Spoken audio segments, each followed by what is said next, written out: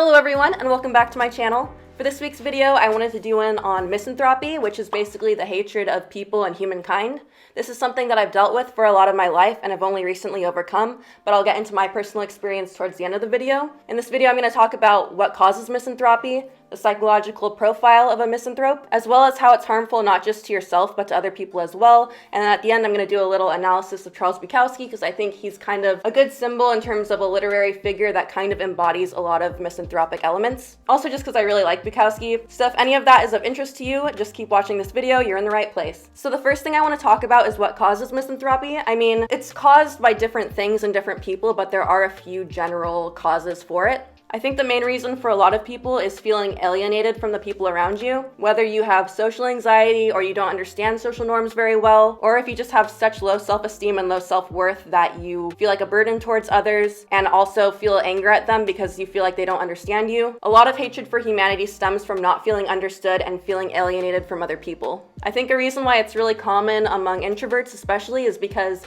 introverts can better delude themselves into thinking that they don't need others because they get along so well with themselves. But what also comes with that is a lot of introverts don't really understand socialization and what people get out of talking to each other, or they kind of feel like an observer more than a participant. And this can lead to a lot of resentment because you don't understand why you can't just be like everybody else. And then of course, another big factor that plays into the prior two is just depression in general. When you have a really negative outlook on life, you kind of develop confirmation bias for it. You only see the negative. You just can't see the good in people even when it's right in front of your face. And even when good things happen, like let's say someone's being nice to you, you're just gonna try to rationalize it into your own self-belief of thinking you're worthless by thinking, oh, this person's being phony to me, they're probably gonna exploit me, or whatever it is that you believe. You just can't take any positivity from the environment around you. And then another aspect too of what causes misanthropy is not being able to recognize the capacity of evil within yourself or seeing a glimpse of it and being terrified of it. And I think a lot of people instead project it onto others and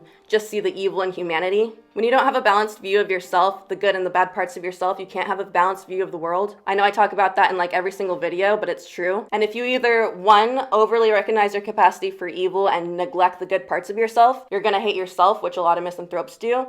And then number two, if you also can't accept the evil within yourself, you're probably going to project it onto others because it's easier to deal with these negative aspects of yourself when you project them onto somebody else and then criticize them for it rather than yourself. And then the final cause I kind of want to touch on, which is kind of to a lesser degree than the other ones I think, is when you don't feel good at anything, you haven't found your passion yet, you hate your life, maybe you have a shitty job, and then you look at the world around you, and of course what you feel in yourself is what you're going to see in the world around you.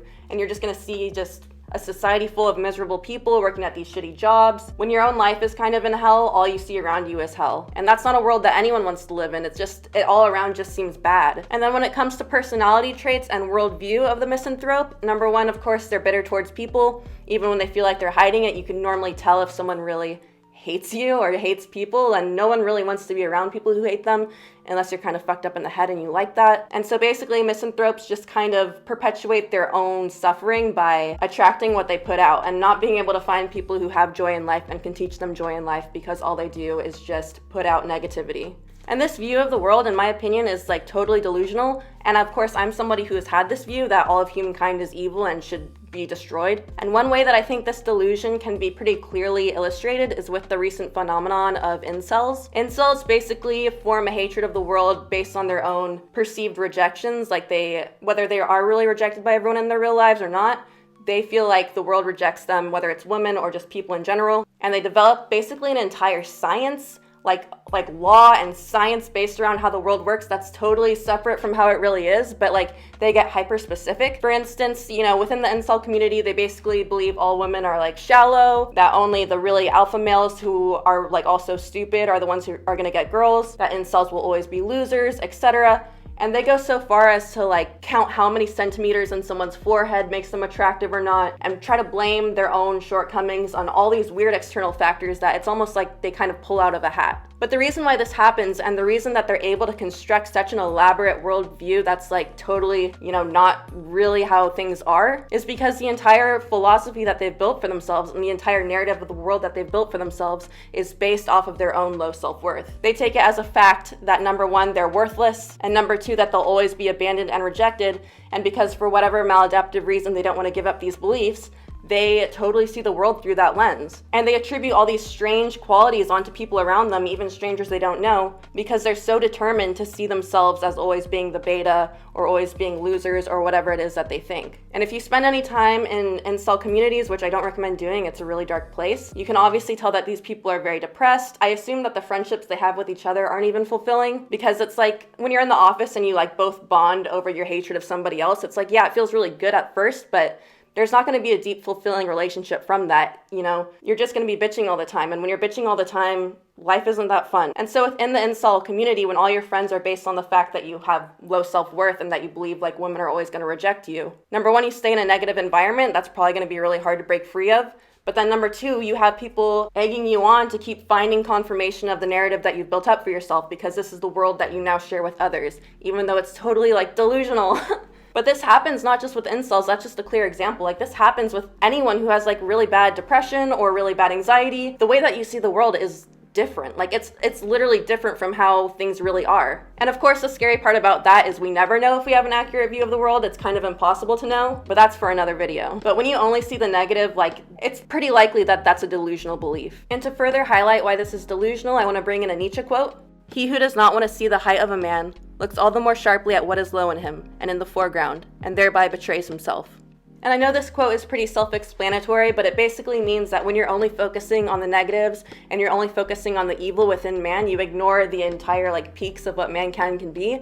You ignore all the positives that have happened in this life. And this is a betrayal of yourself, because if you can only see the bad that people do and not the greatness, you're never going to achieve that greatness yourself. And when you ignore the potential of humankind and you ignore all the good that humans can do, you basically resign yourself to wasting away. It's an excuse not to accomplish anything. It's an excuse to, give up all your morals if you want to, because nothing really matters. But also it's just a skewed way of looking at the world, because when you only see the negative, like the quote says, you're ignoring so much reality. And then another personality aspect I see in misanthropes, and this is one that I've struggled with, which is really embarrassing, but it's that when you hate people and you try to place yourself above them by just seeing how evil they are, projecting all of your own, negativity onto them, and then judging them for it. It's like you're trying to place yourself above them for some sense of power, like, oh, if everyone's evil and bad, I'm not that way, because I could tell that they're bad, and I could judge them, and I could critique them, and that makes me good, even though, of course, this is, not true. I think the reason why people do that is because, number one, obviously, if you hate people and humanity in general, it's, you probably hate yourself, because you really can't have one without the other. But when you hate other people so bad and you don't want to deal with the fact that it's because you hate yourself,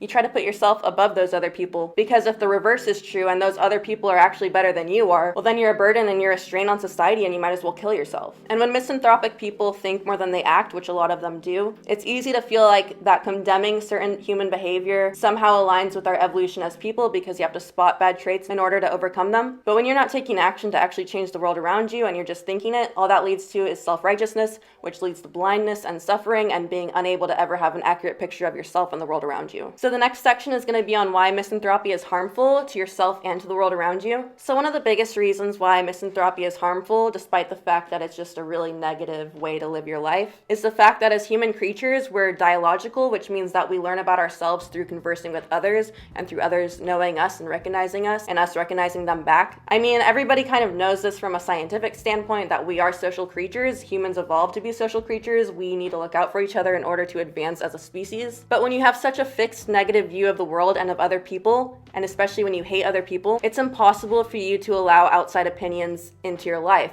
It's impossible for you to ever question the narrative that you set up for yourself, because you're literally blocking out any single person who's trying to talk to you. And of course, this leads to a lack of knowledge of yourself, and it can also send you down a really dark route. I think this is kind of the most antisocial aspect of behavior that most misanthropes develop, because while they may let people's opinions in, it's normally other negative people. For instance, in the incel example, where all your friends are based off of holding the same negative narrative view of the world. Another harmful effect is that when you believe that humans are inherently evil, you might feel justified in telling them how to live their life or getting high off of your own self-righteousness. You can be cruel without realizing it, because you believe that you're justified in your hatred of humanity, and therefore being mean to somebody else is like a non-issue. But this obviously makes you a piece of shit, so don't do that. And of of course, like I said with the dialogical mind, because you cut people off from your life, it's impossible to grow. You either become self-destructive or you just stay in a soft cocoon and you never have your worldview challenged. And then of course, in its extreme, misanthropy can lead to mass murder. You may feel justified in killing a bunch of people because humans are evil. You may feel justified in killing people because you feel like they don't understand you and that makes them bad people. Or you could hold on to some sort of ideology and kill people that way. And what I mean by that is that two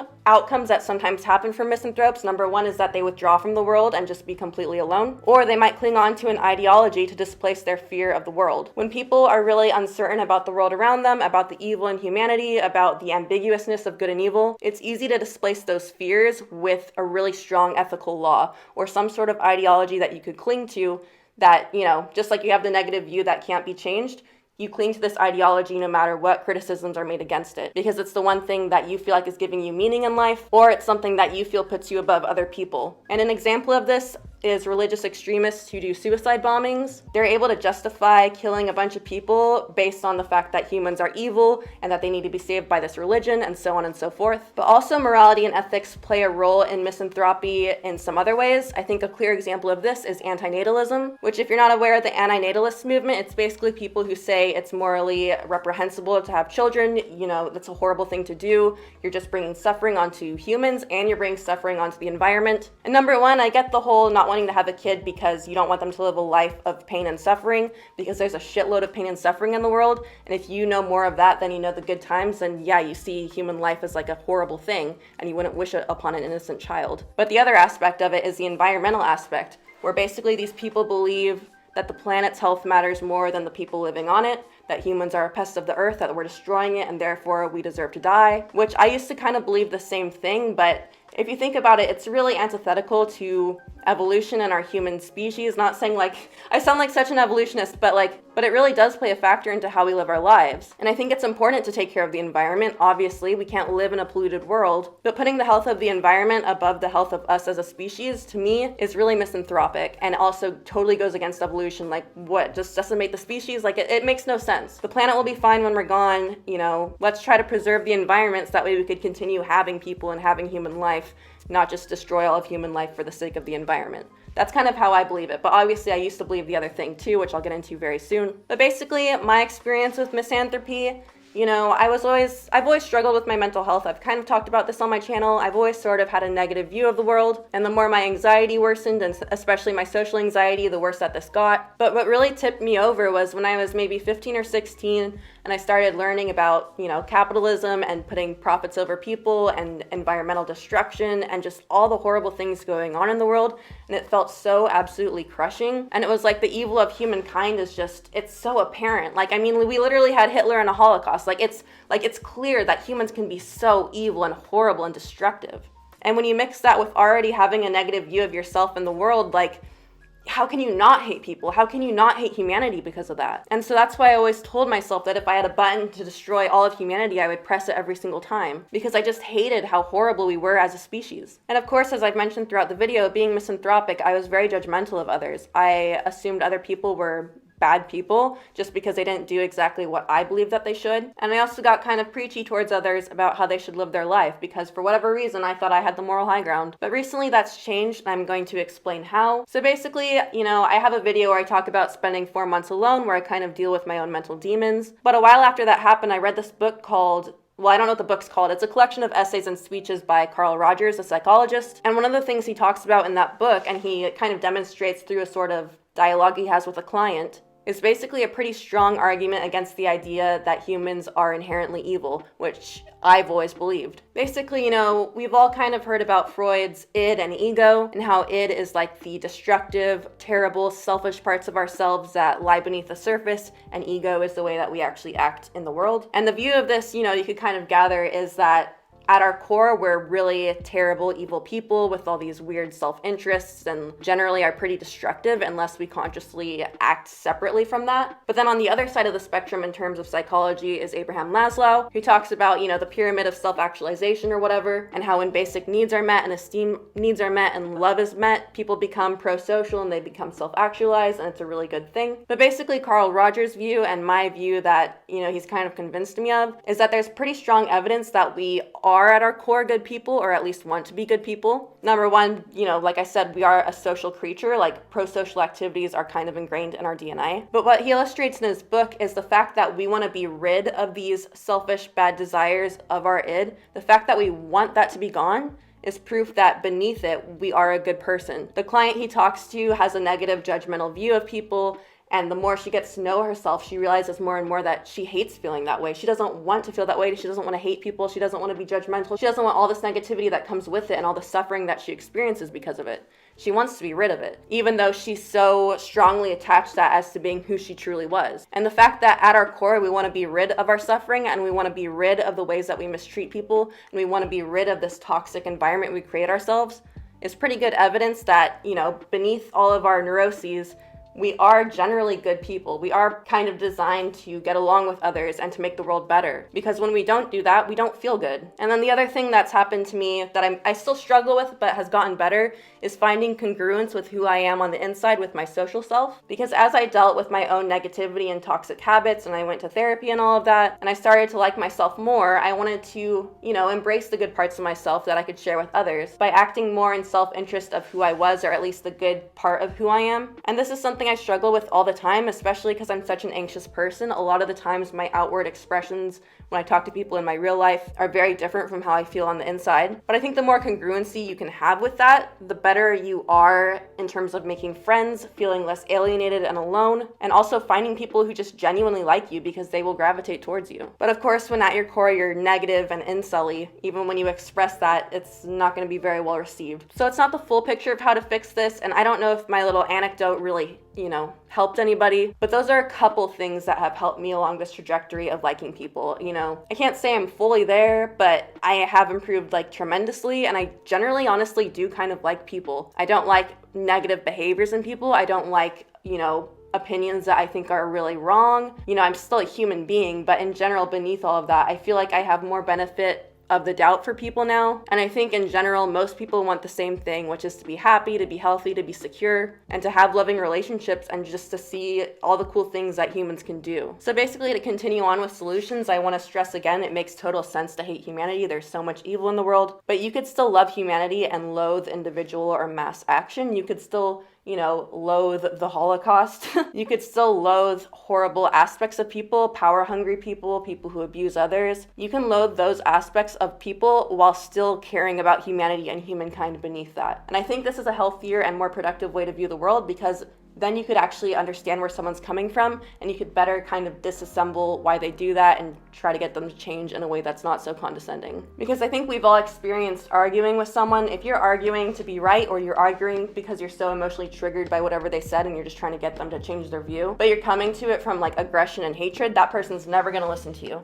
But if you're open and you let them kind of talk about why they feel that way, and you kind of come to a solution together, more change happens, not just for them, but for you too. And this just helps us as a human species to grow and to have better relationships and all of that. This is getting very ranty. But another thing to keep in mind is you're never going to be friends with the majority of people. Most people will never know who you are. The people who do know who you are, a lot of them will hate you. You can't do anything about that. Don't let a few people's rejections or a few people's hatred of you let you hate people as a whole. That's just so bad. And I think in order to enjoy your life and not hate people, you have to find something that you like to do that helps the world. If you feel alienated, or you feel like you can't communicate regularly with people, maybe you could benefit the world through art, or through introspection, or through writing, sharing your perspective with others, learning and growing. There's so much that you could do. And I think it's kind of necessary in order to not lose our minds. I mentioned a Nietzsche quote earlier. I view him as kind of an optimistic nihilist. He, doesn't see that there's any meaning in the world, but he also shares his perspective, and he takes down the cruelty he sees within religion and so on. And he kind of offers an optimistic view, in my opinion, of humanity and human potential, and I find that really inspiring. And finding a way to do something like that, a way to use your gifts and your talents to benefit the world, I think it's the most fulfilling thing that you could do, even if you don't think that there is real meaning in life. And now I know this video is very long, but I do want to end on my love-hate relationship with Charles Bukowski, because I feel like it kind of brings everything full circle. I could do a whole video on this, but I think it fits best here, and that's because when people think of misanthropic literary characters, Charles Bukowski is someone who comes up, and yes, I know he's a real person, not a fictional character, but in most of his novels, he does a fictionalized version of himself, a character called Hank, who, you know, is really pessimistic and misanthropic. Like, everyone he meets, he details in the most ugly fashions, you know, he points out all their flaws, he talks about how gross they are, how dirty they are. He can never have real relationships with women, he can't love them, all he could do is use them for sex, he has no interest outside of that. And Hank, just like Charles himself, is a raging alcoholic stuck in a cycle of addiction. And what we learn through, you know, poetry and also his novels, at the beginning of his life, he's, you know, abused by his parents physically and verbally, he's unloved and feels rejected, and this is probably why he develops the view that he does. And of course, like a lot of misanthropes, he's an introvert and he likes to spend time alone, which there's nothing wrong with, but it can easily become overblown and self-destructive. And basically my love-hate relationship with reading Bukowski, it's like, I've read pretty much everything that he's written, but a lot of the times reading it, I get mad and I get triggered and I get like kind of vulnerable feeling, and it's because I see aspects of myself in his writing, you know, the really negative views of people, the misery, the lack of introspection and change. It's like, oh, it's so hard to read. And then of course there's the aspect of him being an alcoholic, and if you've ever loved an alcoholic, it's like so fucking hard because you see this light inside of them, like this shining light of like who they really are, but they're just drowning it out with all this alcohol. They're just staying stuck in this cycle, and it's literally the most heartbreaking thing to see. When you see someone who has like some strong gift they could share with the world, or you could tell deep down like they're just such a good person, or like they have like some special quality, and they just, all they do is self-destruct and you can't do anything about it. I hate that feeling. And of course that's how Bukowski is, so when I read it, I'm like, ah! But when it comes to solutions and everything and the pro-social aspect of people and coming out of misanthropy, I feel like Charles Bukowski also kind of highlights this with his extreme passion for writing. You know, watch any self-help or motivational video for writers or artists or anything, you'll come across that quote that Bukowski gives where he says,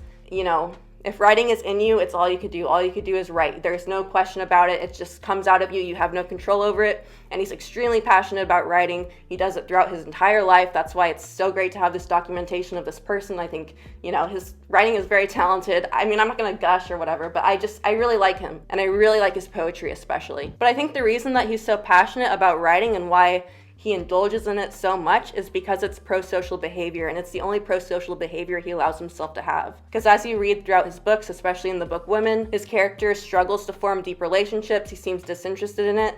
At one point, he has like this moment of introspection where he realizes how shitty and bad of a person that he is, but he immediately just pushes this deep down and goes on with whatever he's doing, which is another frustrating moment, but I'm really glad that he left that in. But I think deep down, the reason he found so much purpose and meaning through writing is because that's his way to benefit humanity. Even in his conscious life, if he hates people, the fact that he's helping out humanity by sharing his story and like touching others through his work shows that he may not be as misanthropic as most people believe him to be. And I think we kind of see this with the trajectory of his life because he does seem more positive towards the end of his life. You know, I don't think he wrote to be famous, but he did connect with a lot of people, and I think that was sort of fulfilling for him because he does kind of have these good moments where he is pretty happy and sociable and all of that. Anyways, that's my video. Thank you for watching. Sorry if it was a little bit long or rambly. I basically have come to believe that humans are social creatures, that when we benefit humanity, we feel better ourselves, and that humans aren't inherently evil. I know a lot of people are going to disagree with me on that. I'm still kind of wrestling with that idea myself, but I know I do feel better when I believe that, so anyway, I hope you gained some value or entertainment from this video. Subscribe to my channel if you want to see more videos like this. I talk a lot about psychology and so on. Let me know what you think down below, if you've ever experienced this hatred of people, what you feel about other people who hate people, anything really. Give it a thumbs up if you made it to the end. That would be very much appreciated, and I will see you guys next time. Thank you for watching.